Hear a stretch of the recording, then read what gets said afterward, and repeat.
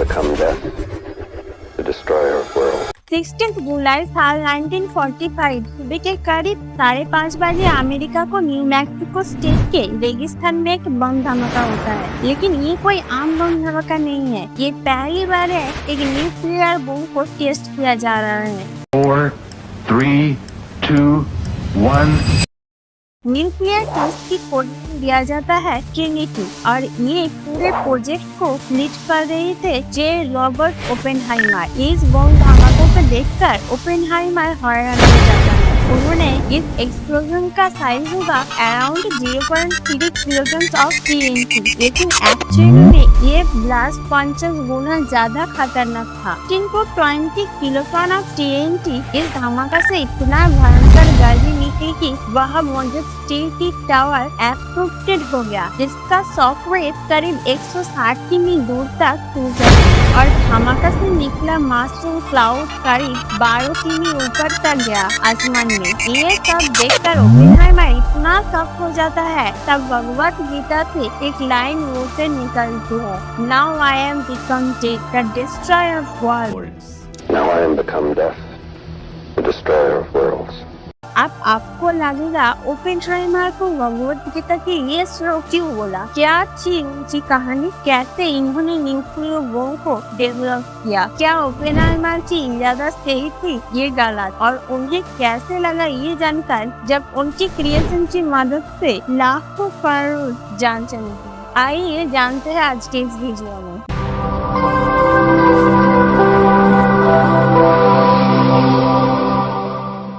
Joy's Robert Oppenheimer, इन्हें father of atomic bomb कहा जाता है। ये उस मैनहट्टन प्रोजेक्ट का डायरेक्टर थे जिन्होंने दुनिया में पहले न्यूक्लियर वेपन्स बनाया। कहानी उनकी बचपन से शुरू हुई है। इनका जन्म हुआ था साल 1904 में न्यूयॉर्क शहर में एक जर्मन जूइश फैमिली, और बचपन से ही उन्हें एक चाइल्ड जीनियस माना जाता है। सिर्फ 10 साल की उम्र में ही हाई लेवल फिजिक्स और केमिस्ट्री पर और मिनरलॉजी उन्होंने बहुत जानकारी थी। मिनरलॉजिस्ट की प्रॉपर्टी उन्हें इतना नॉलेजेबल था कि 12 साल की उम्र में ही उन्होंने न्यूयॉर्क मिनरलॉजिकल क्लब में लेक्चर देने के लिए बुलाया गया। आगे चलकर साल 1922 में जब हार्वर्ड में पढ़ाई करने के लिए गया, तब उन्होंने 4 साल की डिग्री 3 साल में खत्म कर दिया। अपनी क्लास में ये सादा टॉपर थे। केमिस्ट्री में जरूर किया, बहुत ही सब्जेक्ट के उन्होंने नॉलेजेबल थे। फिजिक्स, फिलोसॉफी, लिटरेचर और इवन ईस्टर्न रिलीजन, इन सारे सब्जेक्ट में से उन्होंने हार्वर्ड में रियलाइज किया कि इनका असली पैशन फिजिक्स था। आगे चलकर साल 1927 में सिर्फ 23 साल की उम्र में PhD कर डालता है। लेकिन इस जीनियस के पीछे छुपी एक डार्क साइड भी थी। इनका दोस्त को कहना था कि ओपेनहाइमर के सेल्फ डिस्ट्रक्टिव टेंडेंसीज थी। ये चेन स्मोकर थे और डिप्रेशन का शिकार थे। एक समय पर उन्होंने अपने भाई से कहा था, I need physics more than friend. इनका फोकस सिर्फ पढ़ाई में रहता था और बाकी दुनिया में क्या चल रहा है उसके बारे में ज्यादा खबर ये रखता ही नहीं। अंटिल अर्ली 1930s में जब एडोल्फ हिटलर धीरे धीरे आगे बढ़ रही थी जर्मन पे, तब ये धीरे धीरे पॉलिटिकल एवर बनने हैं। हिटलर की तानाशाही के चलते बहुत से जर्मनी साइंटिस्ट जर्मनी छोड़कर अमेरिका भाग गए। इस लिस्ट में कई बड़े नाम हैं, जैसे कि Albert Einstein, John von Neumann जिन्होंने मॉडर्न कंप्यूटर का पैरनी किया, Leo Szilard, Heisenberg, Edward Teller जिन्होंने father of the hydrogen bomb कहा जाता है, और एनरिको फर्मी। ये सारे साइंटिस्ट मोस्टली जर्मन जूस थे, क्योंकि ओपेनहाइमर खुद एक जर्मन जूस परिवार से आते थे। जब उन्होंने जूस पर हो रही है अत्याचार को देखना शुरू किया, इंटरेस्ट बढ़ने लगा। साल 1936 का इनका ये कोट है, मैं समझने लगा कि पॉलिटिकल और इकोनॉमिक इवेंट कितना गहराई से लोगों की जिंदगी के ऊपर असर डालता है। मुझे एक जरूरत महसूस हुई कि मुझे भी इस कम्युनिटी पे पार्टिसिपेट करना चाहिए। लेफ्ट विंग विचारधारा से प्रभावित होकर कई पॉलिटिकल मीटिंग्स में गए और पैसा डोनेट किया कई लेबर यूनियन और स्ट्राइकिंग फर्म वर्कर्स को। सितंबर 1939 प्लस पोलैंड देश को इन्वेट करता है। इससे वर्ल्ड वॉर की शुरुआत हो जाती है। अमेरिका को इंटरेस्ट नहीं था वॉर में इन्वॉल्व होने में, लेकिन फिर भी अमेरिका प्रिपेयर कर रहा था फॉर द वर्स्ट। एक्चुअली हुआ क्या था, वॉर शुरू होने से करीब एक महीने पहले अगस्त 1939 में एल्बर्ट आइंस्टाइन और ल्यूइस हीलर ने एक चिट्ठी लिखी थी American president Franklin D Roosevelt को। इस लेटर में वार्निंग दिए अमेरिकन प्रेसिडेंट को कि हिटलर न्यूक्लियर हथियारों पर काम कर रहा है, हो सकता है कि वो एक्सट्रीमली पावरफुल बम बनाने में सक्सेसफुल हो जाए, इसलिए अमेरिका को तैयार रहना चाहिए। ये लेटर पढ़ते ही अमेरिकन प्रेसिडेंट एक एडवाइजरी कम्युनिटी बैठा दी। यूरेनियम पर तुरंत एक्शन लिया गया। साइंटिस्ट और मिलिट्री ऑफिसर का एक टीम बनाया गया। इनका काम था यूरेनियम का पोटेंशियल पर रिसर्च करना। क्या यूरेनियम को हथियार में बनाया जा सकता है? इस कम्युनिटी की फाइंडिंग्स के बाद अमेरिकन सरकार ने एनरिको फर्मी और ल्यूइस हीलर को फंडिंग देना शुरू करी। रिसर्च कर जाए कि न्यूक्लियर चेन रिएक्शन आखिर काम कैसे करता है, कैसे यूरेनियम को अलग अलग आइसोटोप को सेपरेट किया जा सकता है। एक्चुअली में यूरेनियम जो नेचुरली पाया जाता है धरती पर, वो यूरेनियम 238 आइसोटोप होता है। 1% से भी कम यूरेनियम एक्चुअली में 235 आइसोटोप होता है, और यही 235 वाला आइसोटोप वो बनाने के लिए इस्तेमाल किया जा सकता है। सबसे पहले चैलेंज था इस साइंटिस्ट के सामने यूरेनियम 235 बनाने का कई तरीका ढूंढा जाए। यूरेनियम 238, लेकिन जो साइंटिस्ट इस प्रोजेक्ट पर काम कर रहे थे उन्हें कहा गया कि एल्बर्ट आइंस्टाइन को कुछ नहीं बताना, क्योंकि अमेरिकन सरकार को डर था एल्बर्ट आइंस्टाइन का जो सोच है, विचारधारा है, बहुत लेफ्ट विंग हो सकता है कि वो एक पोटेंशियल सिक्योरिटी रिस्क निकले। ओपेनहाइमर इस वक्त अपने अलग से रिसर्च कर रहे थे न्यूक्लियर फिजन पर। एडवर्ड टेलर और बाकी और साइंटिस्ट के साथ दिसंबर 1940 यूरेनियम 235 आइसोटोप्स को अलावा और एक रेडियो एक्टिव एलिमेंट्स पाया जाता है, जिसे साइंटिस्ट मानता है इसे भी इस्तेमाल किया जा सकता है न्यूक्लियर वेपन्स बनाने में। इस एलिमेंट का नाम प्लूटोनियम। 11 अक्टूबर 1941 अमेरिकन प्रेसिडेंट एक मैसेज भेजता है British prime minister Winston Churchill को। ये कहता है कि दोनों देशों के साथ कोलैबोरेट करना चाहिए इन एटॉमिक डेवलपमेंट के लिए। इस बात को 2 महीने भी नहीं बीते, दिसंबर 1941 जापान पर्ल हार्बर पर हमला कर देता है और अमेरिका के ऑफिशियली एंट्री हो जाता है वर्ल्ड वॉर 2 में। अमेरिकन प्रेसिडेंट उस वक्त ऐलान करता है कि अमेरिकन एलाइड पावर की हिस्सा बनेगा, जो कि जर्मन और जापान के खिलाफ बुला रही है। पर इस समय क्लियर था कि न्यूक्लियर वेपन को डेवलप करने का जो साइंटिफिक मिशन वो एक मिलिट्री मिशन में बदल चुका था। अमेरिकन ने $2.2 बिलियन खर्च करता है इस एक प्रोजेक्ट में। अमेरिकन मिलिट्री का एक इंजीनियरिंग विंग था जिसे आर्मी क्रॉप्स ऑफ इंजीनियर कहा जाता था। ये आर्मियों के लिए प्रोटेस्ट और एयरफील्ड जैसी चीज बनाता। इनकी इन्वॉल्वमेंट अप्रूव कर जाता है प्रेसिडेंट रूजवेल्ट की तरह, जो 1942 में अब उनकी नॉर्थ अटलांटिक डिवीजन के ऑफिस मैनहट्टन में था, न्यूयॉर्क सिटी में। और जब इन्हें रेस्पॉन्सिबिलिटी मिली न्यूक्लियर हथियार बनाने की, तो अपने हेडक्वार्टर्स 3 बिल्डिंग में 18 फ्लोर में बना दिया। इस हेडक्वार्टर्स को नाम दिया गया मैनहट्टन इंजीनियरिंग डिस्ट्रिक्ट। तो इस समय से ऑफिशियली शुरुआत होता है मैनहट्टन। डेट है 13 अगस्त साल 1942। अगले महीने 7 सितंबर कर्नल लेस्ली रिसर्च ग्रुप को एक अपॉइंटमेंट किया जाता है इस प्रोजेक्ट, और ये डिसीजन लेता है कि ओपेनहाइमर को एटॉमिक बम की डिजाइन के लीडर के ऊपर अपॉइंटमेंट किया जाए। इस प्रोजेक्ट का अंदर कवर रखने के लिए एक सीक्रेट लोकेशन डिसाइड की जाती है। ओक रेड टेनेसी इस शहर को द सीक्रेट सिटी भी कहा जाता है, क्योंकि पूरा का पूरा शहर बसा जाता है सिर्फ इस प्रोजेक्ट के लिए। हजारों साइंटिस्ट, रिसर्चर्स और वर्कर्स को इस शहर में किया जाता है। यूरेनियम 238 से यूरेनियम 235 बनाया जाए। ओपेनहाइमर मैनहट्टन पहले ही न्यूक्लियर फिजन पर रिसर्च कर चुके थे। एक ऐसा रिएक्शन होता है, यूरेनियम 238 ज्यादा फिशनेबल नहीं, चेन रिएक्शन नहीं हो पाता, जिसे एक बम बनाया जा सके। यूरेनियम 235 निकालना बहुत जरूरी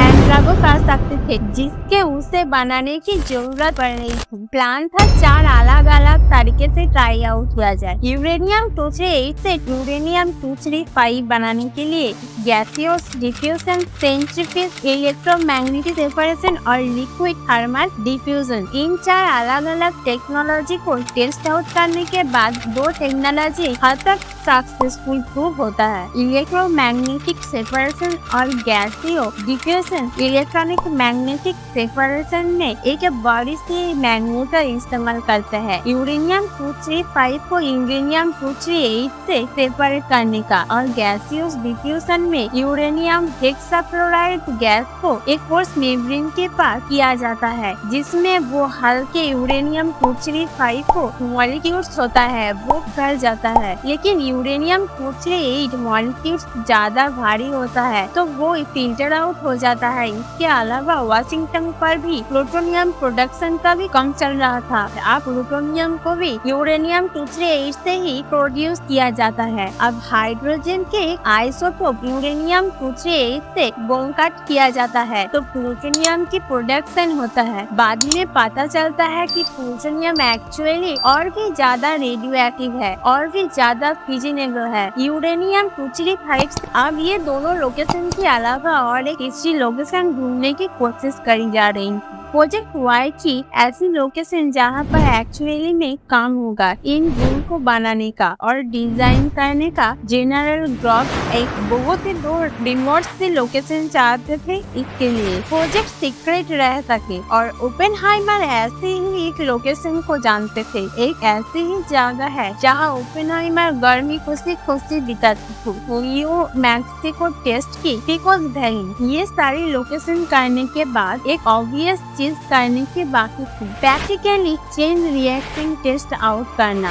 अभी तक सब कुछ थ्योरेटिकली चल रहा था, कम से कम ये साबित करके दिखाया कि एटॉमिक बम को जो पूरा कॉन्सेप्ट ये हो भी सकता है ये नहीं हो सकता। 2 दिसंबर साल 1942 साइंटिस्ट एनरिको फर्मी यहाँ पर पहले सबसे फुल प्रैक्टिकली एक्सपेरिमेंट करता है। यूनिवर्सिटी ऑफ शिकागो की एक कोर्स में एक जिसके मदद से एक बल्ब लाइट होता है। इस पर जनरल ग्रॉफ्स ओपेनहाइमर की काबिलियत से बहुत इम्प्रेस हो चुके थे। वो उन्हें प्रोजेक्ट वाई का डायरेक्टर बनाना चाहते थे, लेकिन मिलिट्री का कुछ मेंबर्स को ओपेनहाइमर पर शक था, वही सेम शक जो एल्बर्ट आइंस्टाइन पर था। ओपेनहाइमर की वाई का ही दोस्त क्योंकि भाई सब सर हार्ड पर कम्युनिस्ट थे, वो खुद लेफ्ट विंग विचारधारा से बहुत प्रभावित थे। अमेरिका को डर था ये कम्युनिस्ट विचारधारा इनके देश के खिलाफ हो सकती है, पर ये कॉन्सेप्ट के बावजूद जनरल ग्रॉफ्स खुद ओपेनहाइमर को पर्सनली सपोर्ट करते हैं और कहता है कि ओपेनहाइमर के बिना ये प्रोजेक्ट हो नहीं सकता, वो एसोसियल है इस प्रोजेक्ट के लिए। 20 जुलाई साल 1943 ओपेनहाइमर को इस प्रोजेक्ट की लीड बनाया दी जाती है। इस एटॉमिक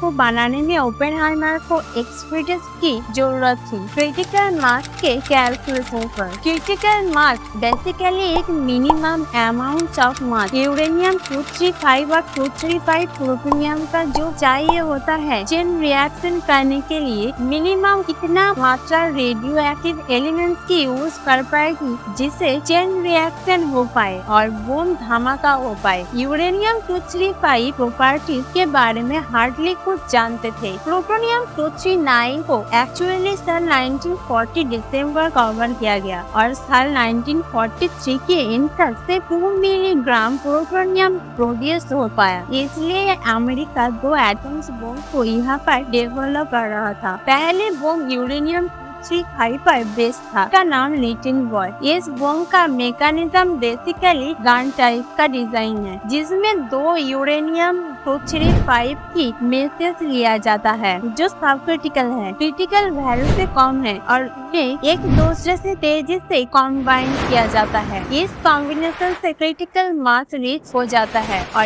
एक फ्यूजन चेन रिएक्शन देखने को मिलता है, जिसके एक धमाका होता है। दूसरा बम था प्लूटोनियम बम, जो कि प्लूटोनियम 239 का इस्तेमाल कर रहा था और इसका नाम था फैटमैन। इसके डिजाइन में और एक मुश्किल आई, यहाँ पर वो गन टाइप डिजाइन नहीं की जा सकती, क्योंकि अगर दो प्लूटोनियम मासेस को एक दूसरे से कंबाइन की जाता तो एक दूसरे से बहुत ही तेजी से रिएक्शन हो जाता और क्रिटिकल मास पहुंचने से पहले ही ये फ्यूजन रिएक्शन खत्म हो जाता। और यहाँ पर साइंटिस्ट प्लूटोनियम बम की एक अलग डिजाइन क्रिएट करता है। प्लूटोनियम का मास को हाई प्रेशर और डेंसिटी के अंदर रखा जाए एक स्फेरिकल स्ट्रक्चर में। एक स्फीयर के अंदर प्लूटोनियम का सब क्रिटिकल मास रखा गया और इस स्फीयर के बाहर एक्सप्लोसिव का इस्तेमाल किया गया, जैसे कि एक इंफ्यूजन देखने को मिले। इस प्लूटोनियम मास से जब बाहर की explosive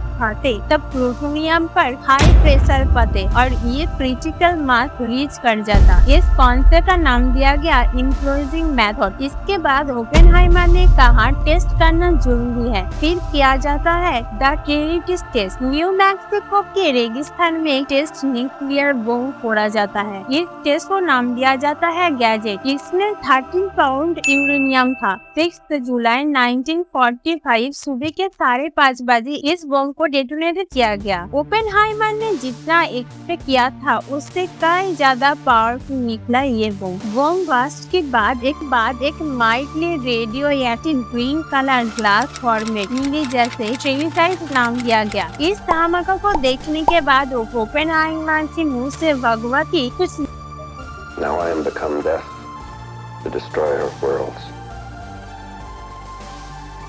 I suppose we all felt that on my own.